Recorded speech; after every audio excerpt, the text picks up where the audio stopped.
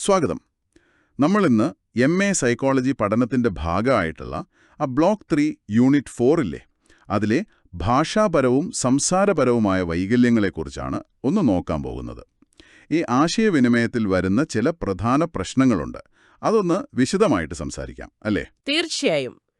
അതില് നമ്മൾ ആദ്യം ഈ ഭാഷാ വൈകല്യങ്ങളും സംസാര വൈകല്യങ്ങളും അത് രണ്ടും രണ്ടാണ് എന്ന് മനസ്സിലാക്കണം. അത് പ്രധാനമാണ്. ഭാഷാ വൈകല്യം എന്ന് പറഞ്ഞാൽ ഭാഷ മനസ്സിലാക്കാൻ, അതായത് റിസപ്റ്റീവായിട്ട്, അല്ലെങ്കിൽ നമ്മുടെ ആശയങ്ങൾ പ്രകടിപ്പിക്കാൻ എക്സ്പ്രസീവായിട്ട്, അതിനുള്ള ബുദ്ധിമുട്ടാണ്. ഈ വാക്കുകൾ, ഗ്രാമർ, അതിൻ്റെയൊക്കെ അർത്ഥം അതൊക്കെ അവിടെ വരും. ശരി. എന്നാൽ സംസാര വൈകല്യങ്ങൾ അങ്ങനെയല്ല.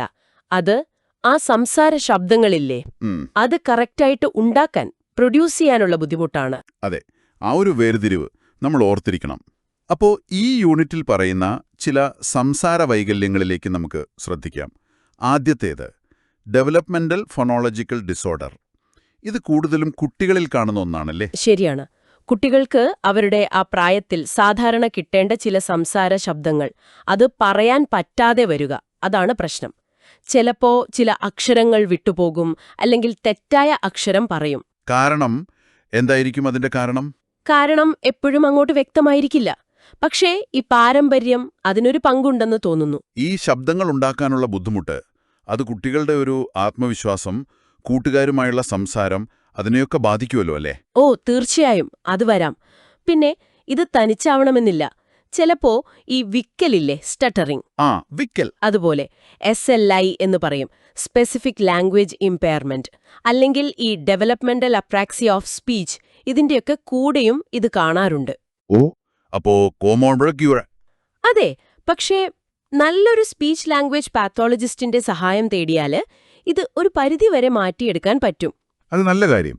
അപ്പോ ഫോണോളജിക്കൽ ഡിസോർഡറിൽ ശബ്ദമുണ്ടാക്കുന്നതിലെ പ്രശ്നമാണെങ്കിൽ അടുത്തത് അപ്രാക്സി ഓഫ് സ്പീച്ച്. ഇത് കുറച്ചുകൂടി ഒരു കോർഡിനേഷൻ പ്രശ്നം പോലെയാണോ തോന്നുന്നത്, ഈ തലച്ചോറും സംസാരാവയവങ്ങളും തമ്മിലുള്ള? അതെ, അത് വളരെ ശരിയാണ്. അപ്രാക്സിയയിലെ എങ്ങനെയാണെന്ന് വെച്ചാല് ആൾക്ക് എന്താ പറയേണ്ടെന്നറിയാം. സംസാരിക്കാനുള്ള പേശികൾക്ക് സാധാരണഗതിയില് ബലക്കുറവൊന്നും ഉണ്ടാവില്ല. പക്ഷേ ആ വാക്കുകൾ പറയാൻ ആവശ്യമായിട്ടുള്ള പേശികളുടെ ചലനമില്ലേ, അത് കൃത്യമായിട്ട് പ്ലാൻ ചെയ്യാൻ, അത് നടപ്പിലാക്കാൻ തലച്ചോറിനൊരു ബുദ്ധിമുട്ട് വരും. അപ്പോ സ്ഥിരതയില്ലാത്ത തെറ്റുകൾ വരുമല്ലേ? ഒരു വാക്ക് തന്നെ പല രീതിയിൽ പറയാം. അതെ, ഇൻകൺസിസ്റ്റന്റ് എറേഴ്സ്, അതാണ് അതിന്റെ ഒരു പ്രത്യേകത. ഇതിന് പ്രധാനമായിട്ടും 2 ടൈപ്പ് ഉണ്ട്. ഏതൊക്കെയാണത്? ഒന്ന് എക്വയർഡ് അപ്രാക്സിയ. ഇത് ഏതു പ്രായത്തിലും വരാം, പക്ഷേ കൂടുതലും മുതിർന്നവരിലാണ് കാണാറ്. തലച്ചോറില് ഈ സംസാരം കൺട്രോൾ ചെയ്യുന്ന ഭാഗങ്ങളില്ലേ, അവിടെ എന്തെങ്കിലും ഡാമേജ് വരുന്നതുകൊണ്ടാണ്. സ്ട്രോക്ക് ആകാം, അല്ലെങ്കിൽ തലയ്ക്ക് വല്ല പരിക്ക് പറ്റുന്നത്, ട്യൂമർ, അതൊക്കെ കാരണമാകാം. അതായത് സംസാരിക്കാൻ കഴിവുണ്ടായിരുന്ന ഒരാൾക്ക് പിന്നീട് വരുന്ന പ്രശ്നം. അതെ, നിലവിലുള്ള സംസാരശേഷി നഷ്ടപ്പെടുകയോ കുറയുകയോ ചെയ്യാം. ഇത് ചിലപ്പോ ഡിസാർത്രിയ എന്ന് പറയുന്നൊരു അവസ്ഥയുണ്ട്.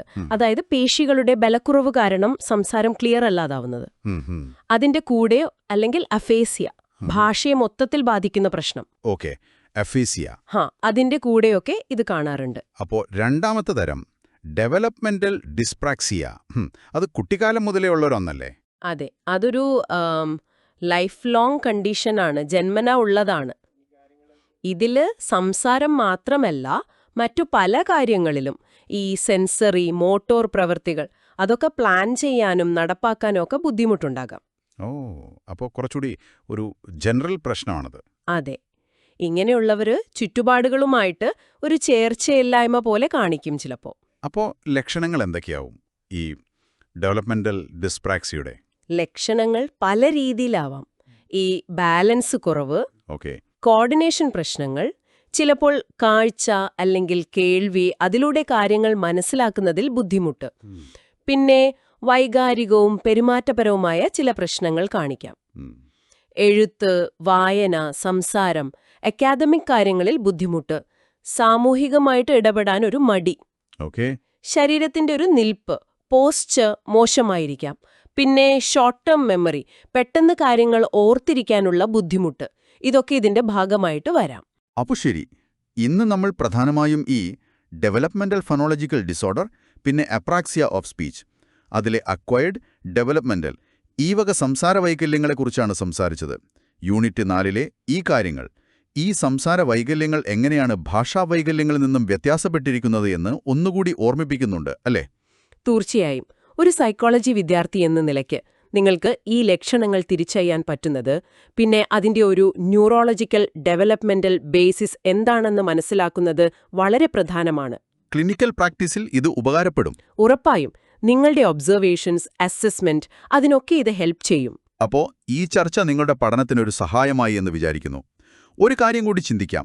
ഈ വൈകല്യങ്ങൾ ഒരു വ്യക്തിയുടെ ചിന്താശേഷിയെ, അവരുടെ കോഗ്നിറ്റീവ് ഫംഗ്ഷൻസിനെ, സാമൂഹിക ഇടപെടലുകളെ എത്രത്തോളം ബാധിക്കാം എന്നതിനെക്കുറിച്ച്. അതൊന്ന് ആലോചിക്കുന്നത് നന്നായിരിക്കും. അടുത്ത തവണ കാണാം.